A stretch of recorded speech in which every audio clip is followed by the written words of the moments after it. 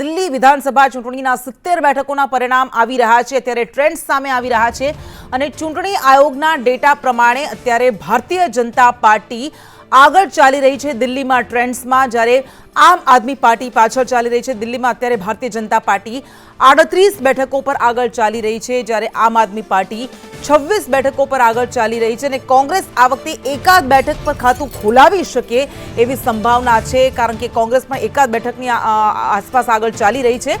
ચૂંટણી પંચ મુજબના આ વલણમાં અત્યારે ભારતીય જનતા પાર્ટી એટલે બહુમતને પાર કરતી દેખાઈ રહી છે। 36 બેઠકો દિલ્હીમાં જીતવા માટે જરૂરી હોય છે અને અત્યારે 38 બેઠક પર આગળ ચાલી રહી છે।